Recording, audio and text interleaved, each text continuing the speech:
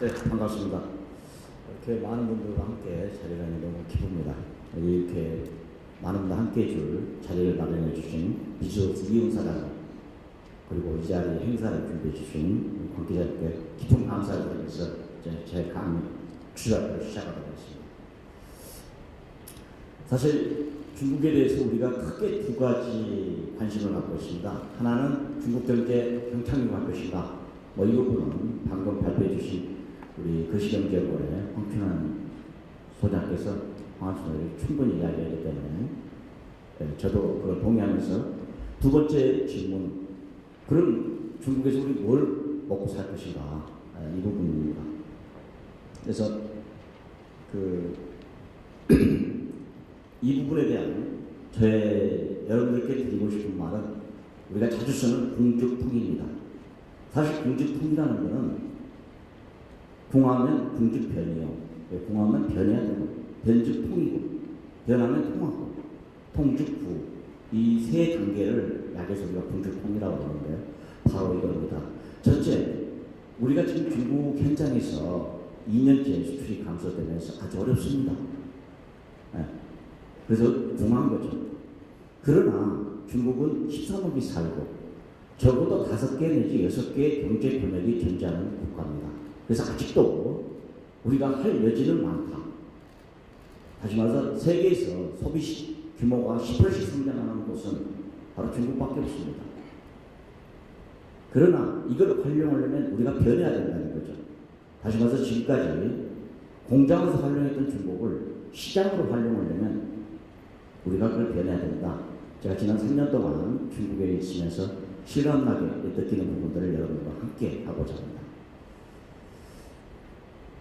사실 이 그림에서 보다시피 빨간색이 미국이고, 그 아래가 일본, 그리고 한국, 그리고 올라가는 게 중국입니다. 중국의 제조업이 중국 WTO 가입 이후에 거의 수직 상승하고 있죠. 그래서 피자의 파이와 똑같이 상대적으로 일본과 미국은 감소할 수밖에 없었는데, 우리만 유독 그대로 현상 유지를 하고 있는 것입니다. 이거는 우리가 LCD 반도체 석유화학 등 중심으로 중국 시장을 그만큼 잘 활용했기 때문이라고 저는 보고 있습니다. 수출에서도 마찬가지입니다. 미국이 악어, 독일, 미국, 일본 중심의 상급 체제에서 이제는 중국 중심으로 가고 있는데, 우리 한국도 같이 동반 상승하고 있다는 것입니다. 우리가 중국 수출을 적극 잘 활용했기 때문에 저는 이런 결과가 나왔다고 봅니다. 여기서 잠깐 우리가 주목할 부분은, 중국의 수출 구조가 분목별로 다변화되고 있는 반면 한국은 집중화되고 있다는 건 우리가 주목할 필요가 있습니다. 이 편은 중국과 한국의 2014년 기준으로 생산량 또는 매출의 기준의 주요 산업을 도표한 겁니다. 보시다시피 중국의 GDP가 전 세계 한 2015년 기준으로 15%입니다. 제조업은 아까 보시다시피 24% 정도, 수출은 18% 정도 됩니다. 여기서 중국의 생산량이 전 세계 차지하는 비중이 30% 이상 되는 것은 세계 경기가 불경기로 접어들면서 거의 공급 과잉에 직면하기 쉬운 산업들이라고 봐줄 수 있습니다. 보시다시피 거의 주력 제조업들이 30%가 넘어갑니다. 조선, 철강 거의 50%에 넘어가고요. 섬유, 가전, 스마트폰. 반면에 반도체, 디스플레이, 석유화학들은 중국 제조업 규모에 비해서는 매우 취약한, 그래서 우리가 중국에 지금 많이 수출하고 있는 그런 모습을 보여주고 있습니다. 이거는 한국의 제조업의 경쟁력을 보여주고 있습니다. 기계, 소재, IT 이렇게 세 분류를 할 때 IT 같은 경우는 거의 금운동을 우리가 차지하고 있고요. 거의 올림픽과 비슷하죠. 소재 역시 4위에서 9위권까지. 우리 GDP가 세계 13위고, 이런 우리 경제 규모나 이런 걸 감안할 때 이 정도의 성적은, 제조업의 성적은 대단한 성적이라고 저는 보고 있습니다. 다시 말해서 아직까지는 글로벌에서 우리들을 그렇게 많이 닥침에도 불구하고 우리 제조업은 건전하게 버티고 있다는 것입니다. 최근 우리가 주목받고 있는 인터넷 서비스 산업은 요약해서 말씀드리면 시작은 우리가 빨랐을 때 중국이 만속도로 인터넷 네티즌이 증가하고 또 모바일 4G가 도입되면서 지금 현재 상당히 우리가 중국과 총량면에서는 많은 격차를 보이고 있습니다. 다시 말해서 우리가 열세에 놓여 있다는 거죠. 한국 주력 산업의 경쟁력 포지션을 보면 이쪽에 우측에 있는 부분들이 한국의 세계적으로 금은 동올 메달을 따고 있는 사람들입니다. 다시 말해서 세계 제조업에서 선도적 역할을 하고 있는 거고, 이 좌측에 있는 산업들은 우리가 세계에서 그렇게 뚜렷한 성적을 거두지 못하고 있는 그런 산업들입니다. 이렇게 볼 때 자동차 반도체 디스플레이는 아직까지 한국이 비교 우위를 중국에 대해서 보이고 있고, 반면 조선 통신기기 가전은 우리가 중국과 치열한 경쟁 상태에 진입하고 있습니다. 반면에 전통적 산업, 여기서 이제 한국이 중국에 비해서 비교율을 갖고 있는 식품, 화장품, 반도체 디스플레이 장비의 대중국 진출이 지금 현재 매우 활발하게 진행되고 있습니다. 제가 아까도 말씀드렸다시피 전통 산업에서도 중국의 진출할 시장 여지가 매우 많다는 것을 바로 이 도표가 보여주고 있죠. 반면 이제 경합관계에 있는 것들, 또 우리가 여류에 있는 관계 부분에서도 하나하나 세부적으로 들여다보면 우리가 중국에 진출할 수 있는 여지는 굉장히 많습니다.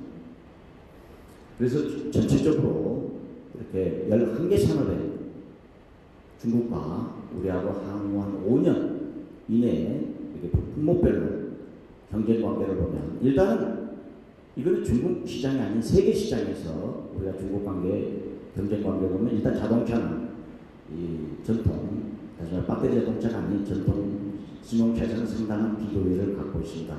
아직까지 중국은 자동 변속기를 제대로 만들지 못하는 그런 상황이고요. 중국 국내 시장에서도 1600cc를 기점으로 1600cc 이하에서는 중국이 품질과 가격이 상당히 좋아졌지만 1600cc 이상, 특히 2000cc 이상에서는 아직까지 로컬 브랜드들이 충분히 따라잡지 못하는, 바로 그 배경에는 자동차가 제조업의 꽃이라고 하는데 상당 부분 아직도 부족한 부분이 많기 때문에 그렇습니다.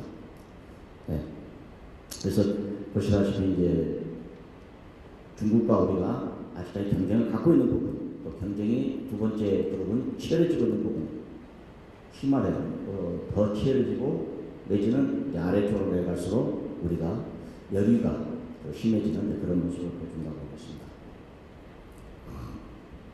중국의 산업 정책에 대해서는 이미 황 소장께서 상당 부분 설명을 했습니다. 그래서 중복되는 부분은 피하면서 강의를 진행하도록 하겠습니다. 어쨌든 중국의 1인당 소득 수준이 2015년 8,000달러를 넘어서고 세계 GDP 규모가 10조 달러를 넘어선 반면 또 환경은 매우 악화되고 있습니다. 과거에는 환경을 등한시한 채 소득 일변도의 정책을 성장 인권에 취했지만 이제는 더 이상 그렇지 못한다. 또 지역 간 균형 문제가, 또 도농 간 균형 문제들이 나타나면서 이제 중국에서도 성장 일변도보다는 어떤 같이 함께 보면서 동반 성장하는 그런 모델이 나타나고 있습니다. 마찬가지로 소비 구조도 중국에서는 지난해 1억 2천만 명이 해외에 나가서 거의 2,800억 달러 정도를 외화를 소비하고 왔습니다. 그 이야기는 무슨 말이냐면 아직도 중국 소비에는 국내에서는 중국의 고급 수요를 충족시키지 못한다는 그런 이야기가 되겠습니다. 바로 이런 부분에서 중국의 산업구조 고도화를 요구가 있죠. 공급 측으로는 질적 향상을 하지만 또 수요 측에서는 품목의 고급화 이런 것들을 요구하고 있습니다. 그래서 과거 간략하게 중국의 지금 13조 5개년 계획이 시작되는 연도입니다만, 과거 13조 5개년 계획이 어떻게 이렇게 변해왔나를 잠깐 보면 중국의 이미 13조 5개년 계획 시작은 11조 5개년부터 찾아봐야 됩니다.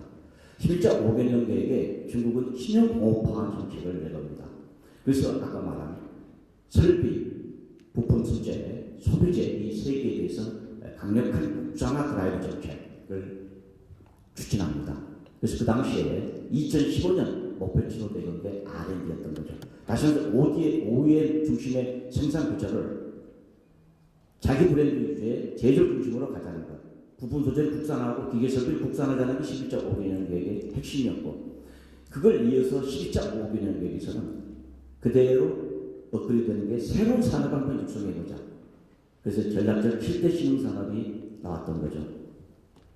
13.5개년 계획을 제가 보는 관점에서는 바로 그 연장 생산에서 다시 말해서 기계 설비와 부품 소재 국산화, 그 다음에 브랜드 업그레이드, 여기에 인터넷 최근 전 세계적으로 흥행하고 있는 인터넷 플러스를 더해보자. 자, 이렇게 해서 제조업과 인터넷 플러스. 그러다 보니까 중국이 독일의 공업연맹 4,000명, 또 우리나라 일본이나 미국의 그런 첨단 산업 정책들을 같이 종합하면서 중국이 이제 13차 5개년 계획이 나오고 있습니다.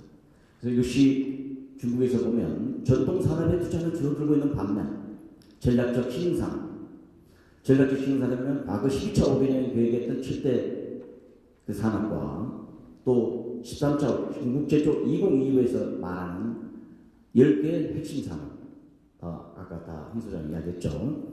이런 부분들에 대해서 중국이 이제 집중적인 투자가 민영기업 또는 국유기업 중심으로 이루어지고 있죠. 그래서 전략적 신흥산업의 투자가 2015년 상반기에 일본 산업보다 1.5배 더 투자가 더 많아지고 있고, 특히 그 중에 인터넷 관련 투자가 50% 이상 늘어나고 있습니다. 왜냐하면 지금 중국의 많은 돈들이 뭐 알리바바, 바이두, 텐센트 이런 쪽에 그 IT 산업 쪽에 몰리다 보니까 특히 민영 자금들이 이쪽에 관한 투자가 아주 활발하게 진행되고 있습니다. 또 하나는 건강 그리고 정보 녹색 소비가 이 새로운 대세를 등장하고 있습니다. 2015년 의약 매출 증가율은 14.5%, 공업 증가율이 7%에 비하면 거의 2배 이상 빠른 속도를 보이는 거죠. 또 4G 스마트 판매도 거의 2억대 가까이 달하고 있습니다. 그래서 중국이 과거 2G에서 3G, 4G로 아주 빠른 속도로 진전하고 있는 거고요.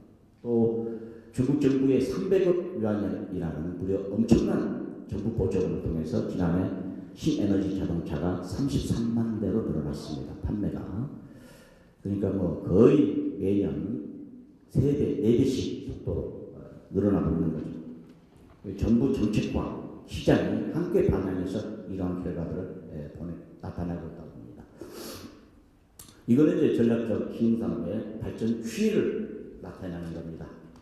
그래서 보면 신흥산업 중 매출액이 빠르게 증가한 산업군들을 보면 에너지, 절감, 환경보호, 차세대 정보기술, 첨단 장비 제조들이 가급적 빠른 거래고, 반면에 신흥산업에서도 매출 증가율이 상대적으로 낮은 산업들이 신에너지, 풍력이라든지 태양력이라든지 뭐 그렇게 생각만큼 가지 못하고 있고, 생명공학, 신소재 이런 부분들이 아직도 그 발전을 기다리고 있는 그런 상황입니다.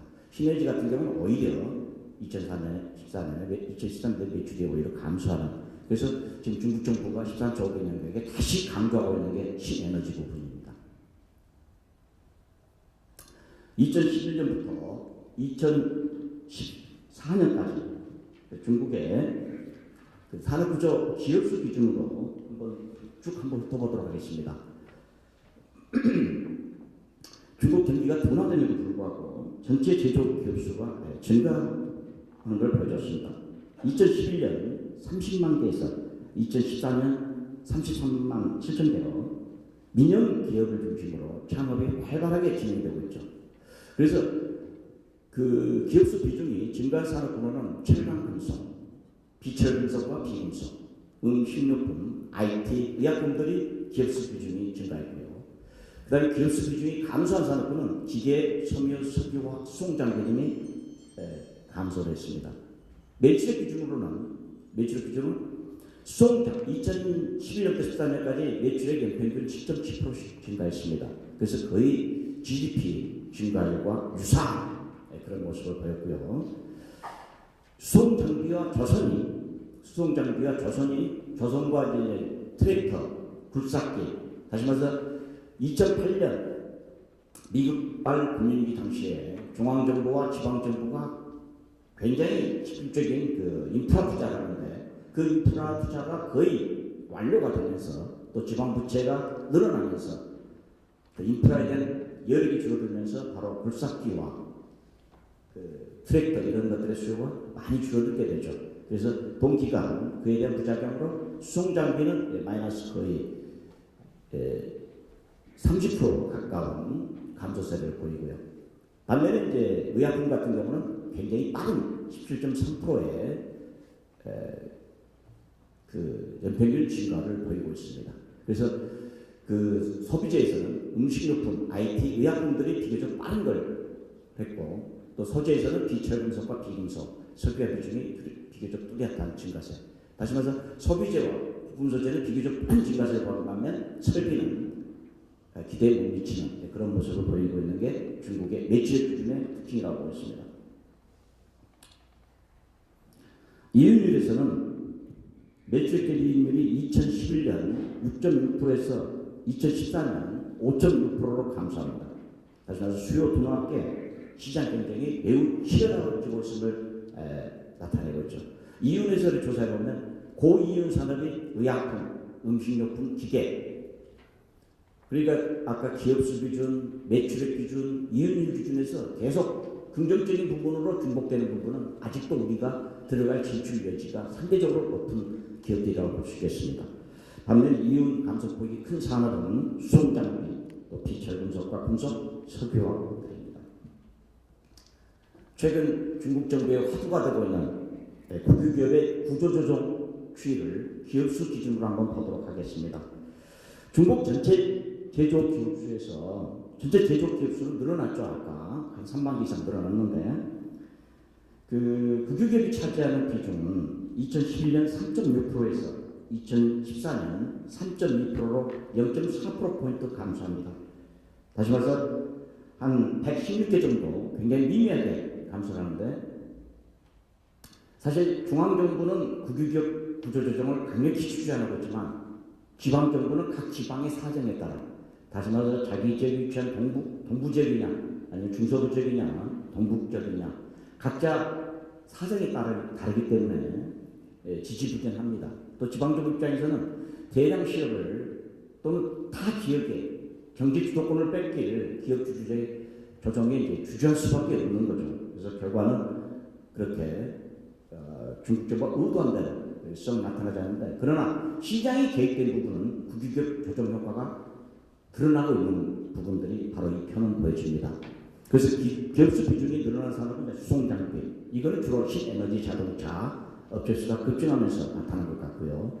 그 기업수 비중이 큰 폭으로 감소하는 산업들이 있습니다. 다시 말해서 의약품, IT, 음식료품인데 이거는 아까 말씀드린 이윤이 굉장히 좋은 산업들입니다. 이거는 뭘 의미하냐면 중국 국유기업이 민영기업과 시장 경쟁에서 지면서 도태당한 거죠.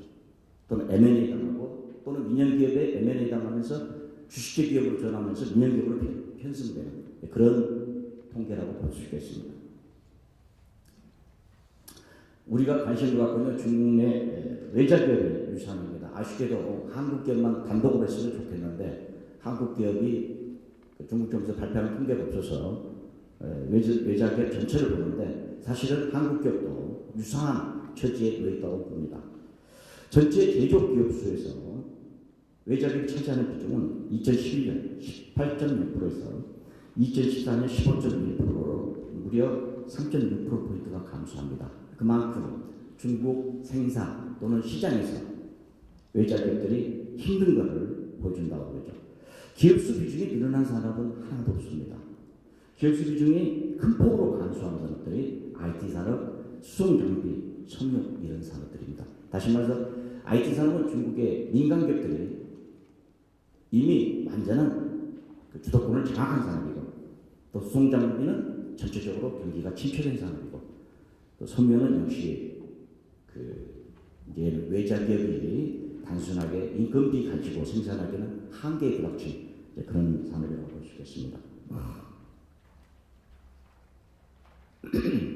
중국의 시장, 소비 시장의 특징을 한번 간략하게 제가 주로 공급증만 이야기했기 때문에 소비 시장 특징을 보면 역시 이리커창 총리가 강조하는 신형 도시화 정책을 우리가 주의하지 않으면 안 됩니다. 신형 도시화 정책의 특징은 첫째는 녹색 도시고 두 번째는 스마트 도시고 세 번째는 인문 도시입니다.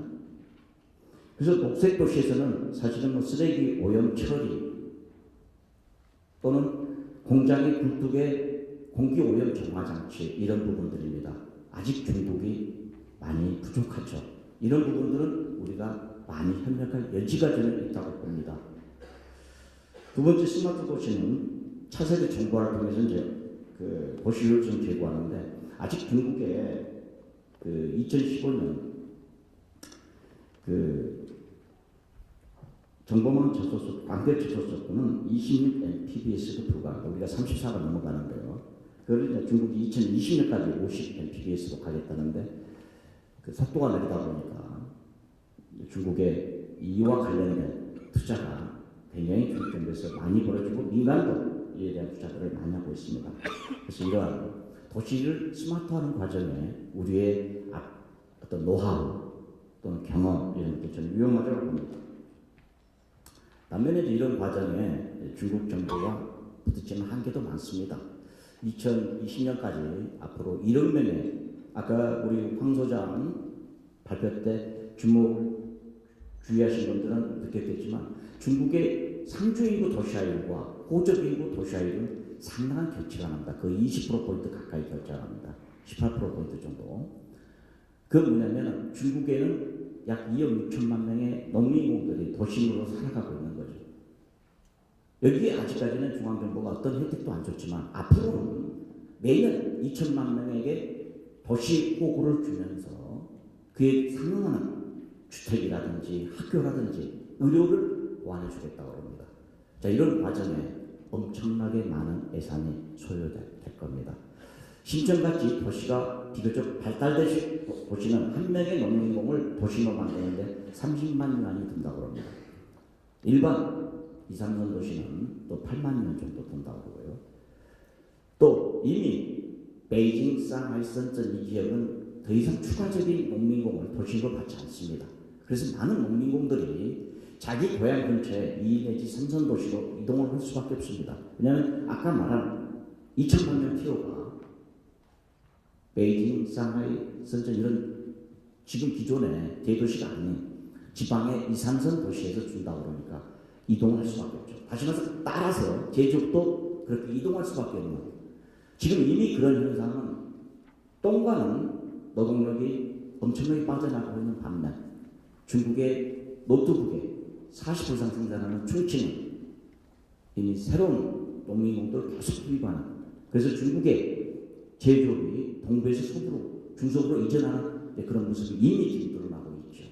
그래서 이런 부분들이 우리가 중국을 쳐다보면서 한번 주목해 볼 분이라고 봅니다. 역시 중국의 개인별 소비 지출 구조도 빠른 속도로 변하고 있습니다. 2014년부터 2015년까지 지난 2년간 중국의 소비 속도를 보면 교통통신이 1.2%포인트 늘어났고요. 보건의료가 0.7%포인트 늘어났습니다. 반면 식품, 주거, 의료 등은 낮아지면서 이제 중국도 엔겔 개수가 낮아지는 이제 그런 모습을 보여줍니다. 한중 산업협력 현황에 대해서 간단하게 보고 듣도록 하겠습니다. 대중 수출이 지금 현재 2년째 마이너스를 보이고 있습니다.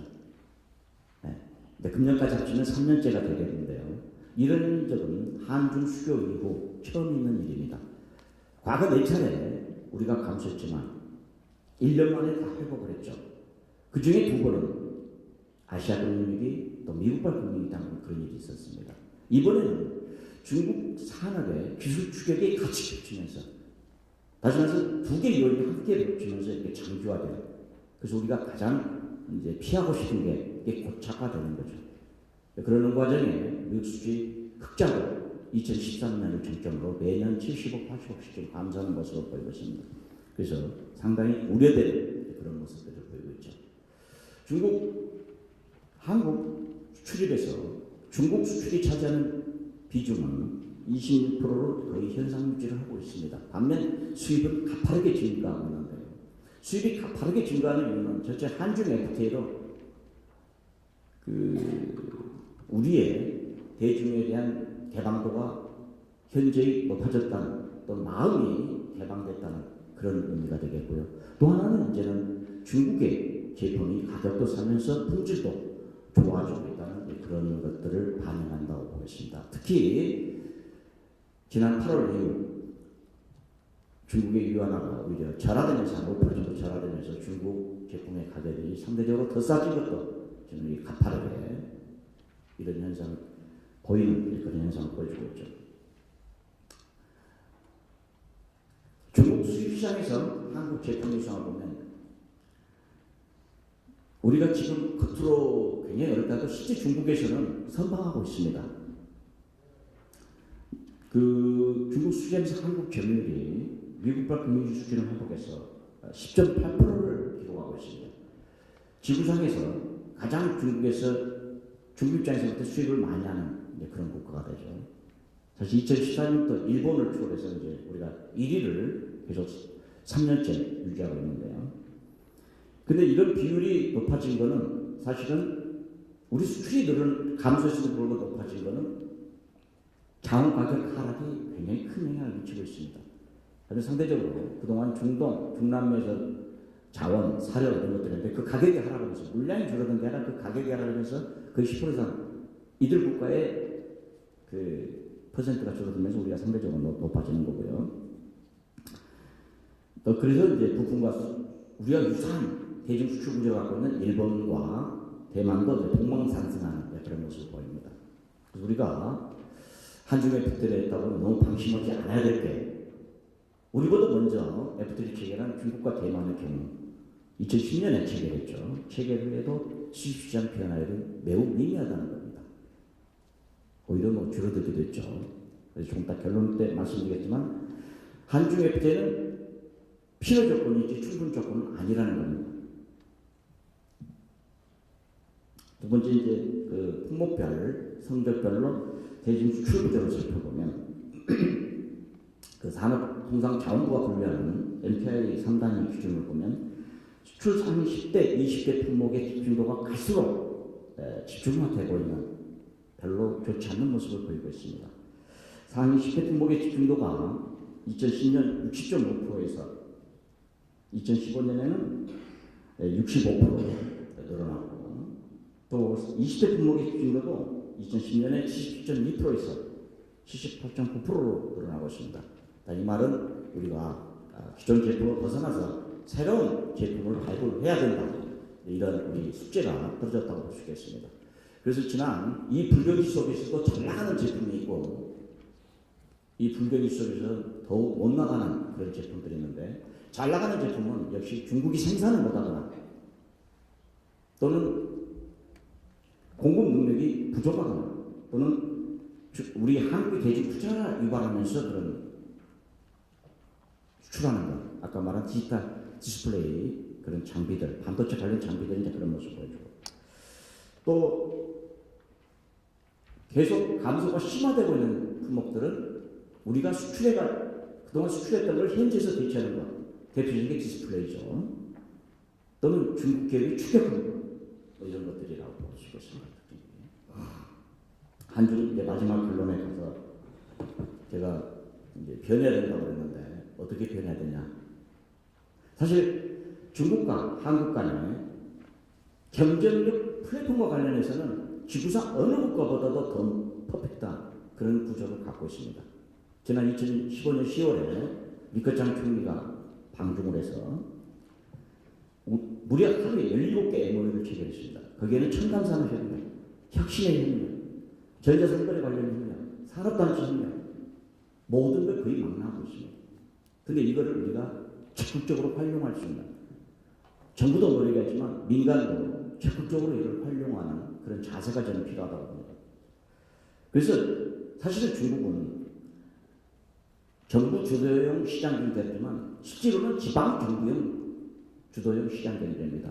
아까 황 소장이 했지만 이미 중앙정부는 많은 권한들을 풀어주려고 그러죠. 그런데 그 민간과 밀접한 관계, 국민과 밀접한 관계에 있는 지방정부들이 아직도 경제적으로 굉장히 파워를 갖고 있는 게 사실입니다. 그래서 이런 지방정부와 얼마나 돈독하게 협력을 하느냐 해서 항공모함령의 진출 방안이 나올 수 있는 거죠. 또 하나는 이제 전자상거래가 새로운 업태로 중국에서 등장하고 있습니다. 지난해 전체 매출액의 10% 이상의 전자상거래에서 이루어졌습니다.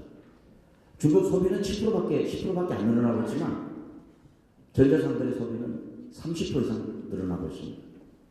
그래서 이거를 지금 우리 소비재, 일부 소비재가 활용하고 있는데 사실 우리 대중 수출은 부분 소재입니다. 70, 80% 이상이 부분 소재인데 이걸 어떻게 플랫폼에 전자상거래로 활용할 거냐. 이게 저는 앞으로 아까 우리가 변해야 되는 첫 번째 포인트라고 봅니다. 그래서 부분 소재를 어떻게 전자상거래로 플랫폼을 활용할 거냐. 그러는 과정에 중국에 지금 한 20여 개 지방정부들이 한중산업단지를 만들려고 노력하고 있습니다. 이거는 주로 여기서 보시면 중국 기업들이 뭘 우리한테 원하느냐. 대부분 첨단 제조업과 첨단 문화산업입니다. 직설사. 자, 이걸 통해서 자기들 일자리를 창조하고 지방경제에 부를 창출하겠다는 건데, 자, 이런 것들, 중국이 원하는 게 뭔지, 이런 것들을 감안해가면서 투자와 제조, 그리고 판매를 연결시키는 그런 플랫폼을 우리가 만들어야 될 거고요. 두 번째는 중국에서 과거에 우리가 제조만 할 때는 중국 친구들의 도움이 필요 없었습니다. 그러나 우리가 중국에서 시장을 판매를 나갈 때는 우리 갖고는 혼자의 일로는 거의 불가능합니다. 여기 계시는 분들이 중국이 아무리 값싼 물건 갖다 놔도 여기서 판매할 수 없잖아요. 그와 동일한 사실 판매는 지금까지 해온 사람들이 잘합니다. 그래서 두 개, 중국의 동부 지역의 대형 유통상을 찾거나 아니면 전자상거래 능통한 플랫폼을 찾거나 이런 부분에서 저는 협력하면 아까 말한 대로 충분하게 새로운 시장을 저는 발굴할 수 있다고 보고요. 작년에 아유 마스크팩이라고 그거 지금 중국에서도 굉장히 유명합니다만 그 초기에 들어왔을 때 그 기업이 무려 중국에서 2,800만 장을 팔았다 그럽니다. 1년간. 그 불가능한 거죠. 이 기업이 팔리려고 그러면 중국의 유통업체 손을 잡고 팔았기 때문에 그게 가능했던 거죠. 또 하나, 이거는 단기적인 관계고 만약 양국 기업이 장기적으로 가려면 그런 부품 단순하게 전자상거래 유통 판매 협력 갖고는 안 됩니다.